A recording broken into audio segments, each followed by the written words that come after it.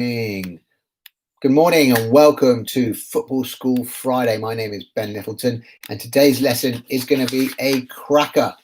It is PSHE. Now, most of you would probably imagine that PSHE stands for Personal, Social, Health and Economics. In some lessons, it's PSHE, which is education on the end. Now, in football school, it's slightly different. We are calling it PSHE because PSHE stands for Perfect Silliness for a Happy Education. And of course, because this is football school, we are going to be learning about the world through football and showing boring lessons, the red card. Now, I've just seen what I look like on the video, and it appears I have a plant growing out of my head. Now, that is part of the social element of PSHE because plants and nature make us happy, and I haven't been to the hairdresser for many months. So apologies for my hair. As always, in Football School Friday, we'll be singing a song together. We'll be doing some warm-up questions, and then I'll be asking you some questions, setting some challenges as well. And in this one, we'll be talking about success and failure, and most of all, failure. What that means, what that word means, and why it's really important and actually part of winning, one of the most important things. So I've written a song, I should say, as always. I'm the co-author of these books, Football School series, where football explains the world. We explain the world, learn about the world through football, and I write them with my friend Alex Bellos, who looks like that. I'm not very organised today, so where's my Alex wig? I put it somewhere very clever. Oh, it's down here. See, I've got a brown one, but when Alex is looking at his best, it's a black wig. So today I'm going to sing the song as Alex because we miss Alex's voice. He's a great singer. Unlike me, I'm an incredible singer, but you know now I'm incredibly bad. So this is the tune for this morning's Football School Friday hymn. The words are, "We love Friday, Football School Friday. I just want you to understand. It's funner than your school. We only talk football. We love Football School Friday." So when I blow my whistle, I want us all to sing that together. We love Friday, Football School Friday. I just want you to understand. It's funner than your school. We only talk football. We love Football School Friday. Great start to the day, great start to the lesson, to the Football School Friday lesson, which is going to be about challenges. It's PSHE, so it's not going to be easy. Let's do some warm-ups, okay? Warm-up questions coming up. And the first one is, depending on how you answer this, I want you to do 5 star jumps like this or run on the spot for 5 seconds, okay? The first one is to face your fears or to forget you have them. So would you like to confront what you're scared of? If it's a snake or a spider, would you like to confront it? Or do you want to forget you ever had that fear? And if it's face your fears, do star jumps. And if it's forget you have them, then do running on the spot. Okay, I think I'm up for facing my fears. I'm not a big fan of snakes myself. So if I could face a snake and it not eat me in one mouthful, then I might feel a bit better about them rather than forgetting about it entirely. Okay, so the next one is one about football. And it is about football's return because football is coming back. It's already back in Germany. It's back in Spain. And next week, the Premier League is coming back. But it's going to be a bit different because there are going to be no fans in the stadium. So are you 100% excited about the return of football? Or are you a bit ishy about it and you're not very sure? If you're 100% excited because football is seeing the players play, then I want you to do some star jumps. And if you're not sure because football's also about the fans and it's going to be a bit weird, then run on the spot. Okay, now I'm probably 95% excited, but not 100% because I think fans play such an important part in football that it's going to be a little bit different. So I'm going to run on the spot for 5 seconds. I don't know what you're going to do. Okay, and the final question is about breakfast. What do you believe is breakfast of champions? If it's fruit and yogurt and or porridge, do star jumps. And if it is toast or bread, run on the spot. Okay, I'm all about the fruit. I went for a run this morning. I'm all about the fruit. So I'm going to do star jumps. Okay, so we warmed up. We've done our song, which brought us all together, makes us feel part of the Football School Friday community. We have done our warm-up exercise, so our heart rate is up, so we're ready to go. And we're going to talk about PSHE. And the questions we're asking today are really about how we judge success and how we can best achieve it. So to be successful in this lesson today, you're going to need to bring a love of football, a sense of humour, something to write with, and a piece of paper, and you're going to need a pair of shoes, preferably on your feet. Okay? Because most of all, today we're going to be talking about losing. We're going to be talking about failing, about mistakes, about underachievers, flops, also rans. And that includes me.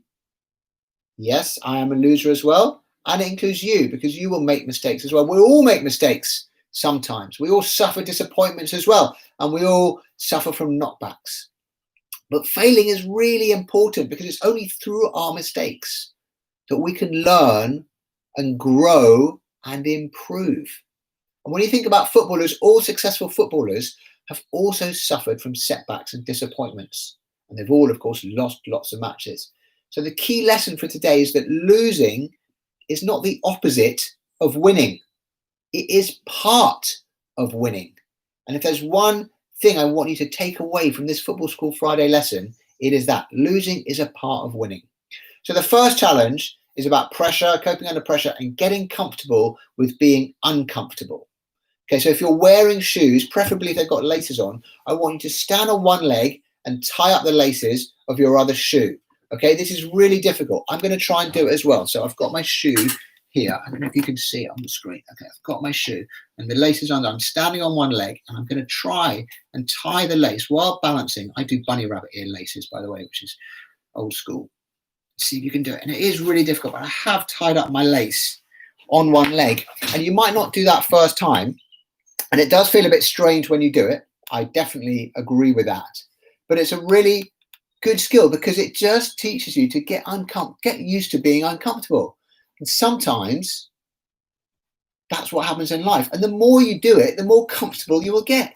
And so by the third or fourth time that you've done it, you'll think, actually, this is okay. This is quite easy. And that's actually true of a lot of things in life. And later in this lesson, we'll be talking about growth mindset and the difference between having this attitude of things are difficult, but I can work hard and improve on it, or then, well, I can't do it. There's no way.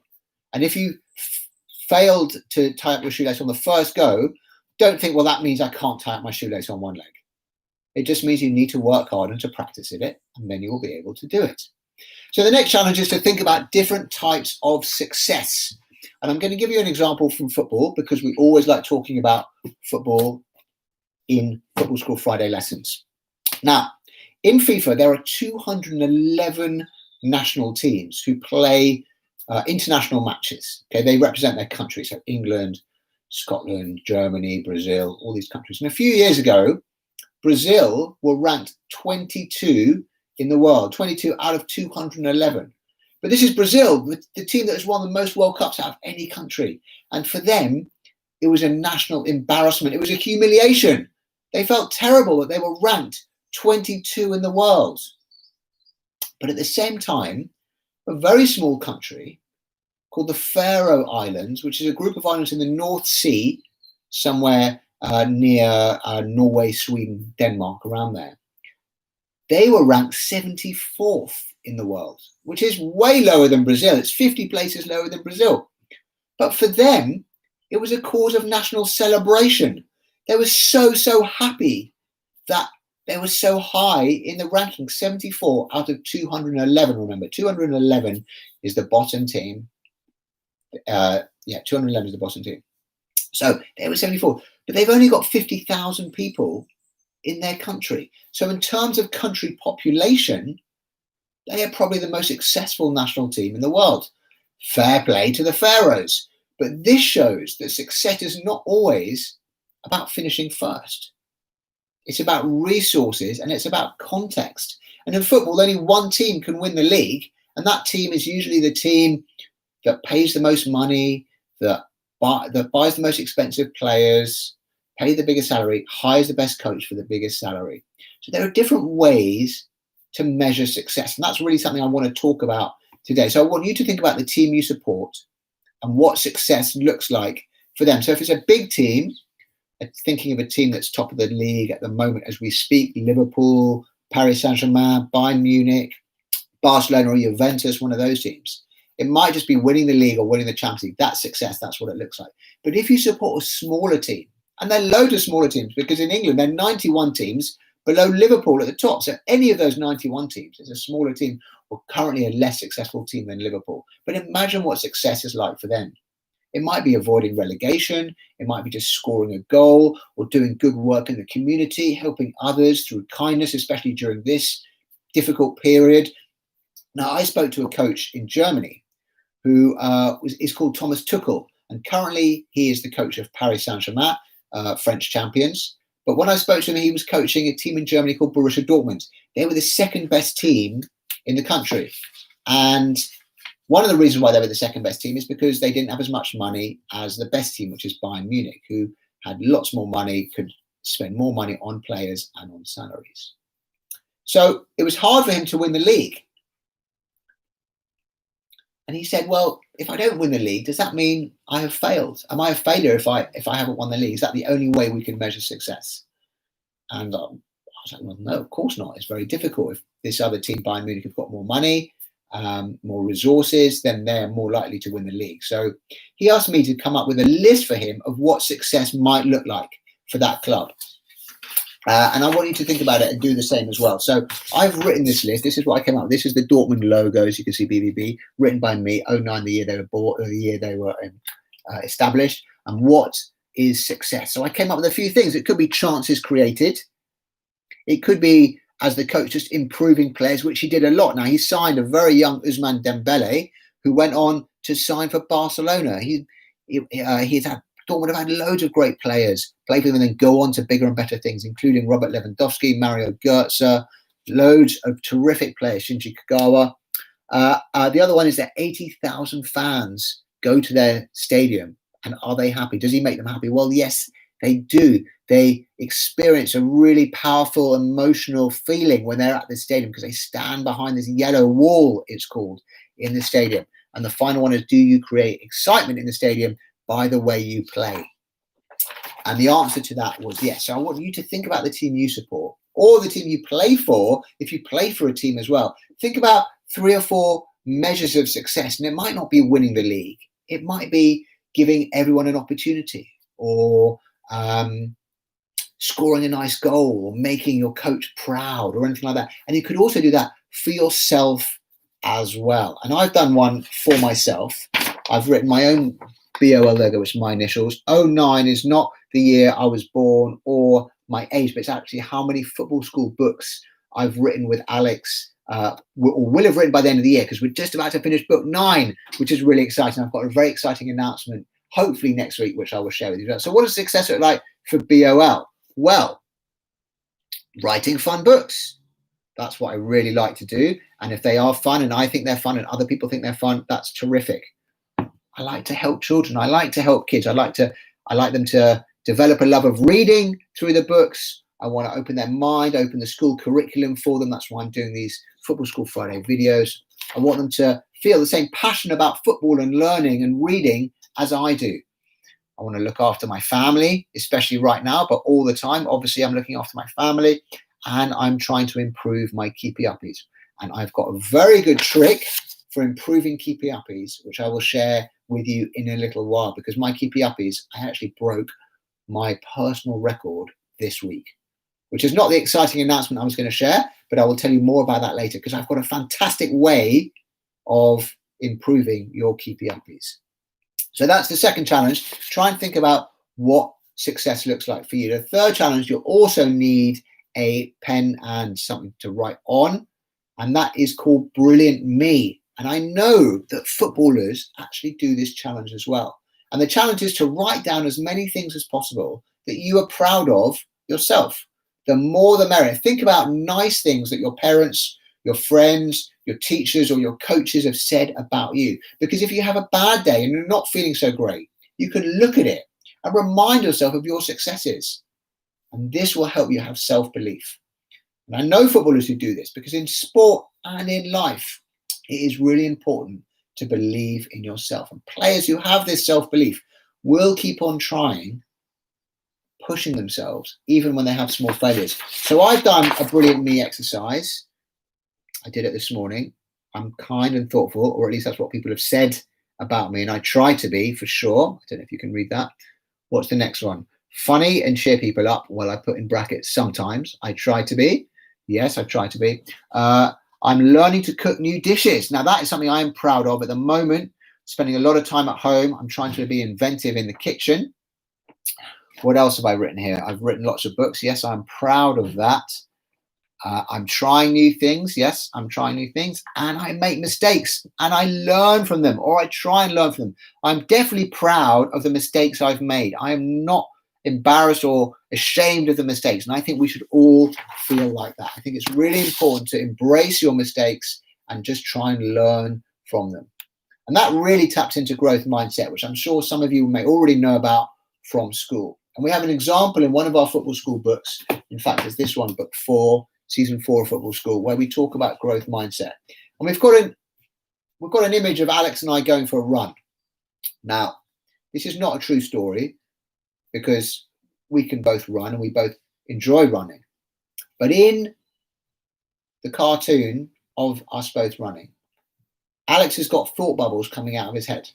And because it's Alex, I don't know where I put the other wig. So Alex has changed his hair now to a slightly reddish wig. But the thought bubbles coming out of Alex's wig are, I'm not very good at running.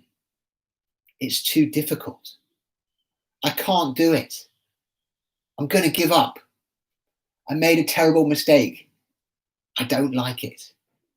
And he's fixed in his thoughts. Once he's decided he can't do it and he doesn't like it, he's fixed that he won't improve. And that is a fixed mindset. Now, I'm running at the same time, and I've got other thoughts in my head. How can I improve? What can I do differently? This running thing might take time. I need to make mistakes so I can learn from them. I'll try and do it another way. And my mindset is called a growth mindset. And I'm trying to improve. And I don't mind if I get things wrong. And I'll hopefully learn and improve from my mistakes. So the challenge I want to set for you for this week is to set yourself a task that might require growth mindset. And it could be doing keepy-uppies. It could be going for a run. It could even be tidying your room. If someone asks you to tidy your room, you say, I can't do it. Well, you might be able to if you have a growth mindset. So what have we learned today? Before I do the shout outs, what have we learned today? We've learned that losing is not the opposite of winning. It is part of winning. And there are different types of success depending on your resources. Think about the Faroe Islands, this tiny country in the North Sea with a population of 50,000 people that reached number 74 in international football, or even Brazil, who reached the depths of number 22, or Dortmund in Germany, and Bayern Munich competing against them. Think about your own team as well. We learned that writing positive messages can be helpful for us all, and it can improve our self-belief. And of course, the importance of growth mindset, trying to improve, allowing yourself to make mistakes and learning from them. So please send me your ideas, your thoughts, your brilliant me's at oursfootballschool@gmail.com or at Ben Litt, as usual. I've got some shout outs before I remind you of the competition that we're doing at the moment. The shout outs are for Amir, Stefan and Pramesh for the kind words about our puzzle book, which is out now and really, really good fun. Loads of riddles in there you can trick your parents with. Michelle and Adeyemi sending great drawings of trophies from our previous design tech lesson. And 2 birthday shout outs to Henry and Louis. Henry was last week, Louis is next week. Happy birthday to both of you. And before I ask you to like, share and subscribe to our Football School Friday YouTube channel, I want to remind you about the competition, which is the Football School Guardian Young Sports Writer of the Year competition. All the details are on our website at footballschool.co. So please enter that. It's a brilliant competition and loads of great prizes. And I'm also going to tell you about the keepy-uppies, because there's a new game that I was taught by my brother this week. And it's called Clock Keepy-uppies. And it's a great way of improving your keepy-uppies. And you simply go around the clock and you start with 1 keepy-uppie each. Everyone who's doing it, you should do it with a sibling or a parent or a friend. I did it with my daughter, and we did it together, and it really helped. So I do one keepy-uppie, then she does one keepy-uppie. I then go on to 2. So after 1, 2 keepy-uppies, 2 keepy-uppies, and 3 keepy-uppies, 3 keepy-uppies, 4 keepy-uppies, 4 keepy-uppies, then 5, then 6. And as you go higher and higher, you get more confidence, and you know that you've done 5, so then you can do 6. And by the time you get to 10, you know you've done 10, you can get to 11. And so the numbers that we were doing because of this way of doing it went much higher than if we'd have picked up a ball right at the start and said, right, let's try and get 20 keepy-uppies. Because by the end of it, my daughter was getting in the 40s. I got my record, which I've put in Football School Season 1 as 94. Now, the announcement for this week is I think we're going to have to rewrite every edition of Football School Season 1, because my new record, and I wish I had the drum roll from last week's music lesson, the new record is 122. I thank you. Yes, I even gave myself a magnificent trophy. I didn't, I just had it here anyway, to celebrate. But yes, I got 122 keepy-uppies. So I was thrilled about that. And that was all because of my growth mindset. Even when I was getting in the 10s and 20s, I thought, I can do more. So tell me your story of if you start the week only being able to do 1 or 2 keepy-uppies, that is totally fine. But if you have a growth mindset, by the end of next week, you should be able to get a few more. If you can go from 1 to 3 or 2 to 4 or 5 to 10 or 15 to 20, let me know and work hard at it. And remember the growth mindset. Mistakes are part of the process. Losing is a part of winning. So as I said, next week, we've got another special announcement, I hope. Don't forget to like, share, and subscribe this video. As always, this has been Football School Friday. I will see you next week for another lesson. In the meantime, enjoy your football, showing boring lessons the red card. Have a good week, and I'll see you next week.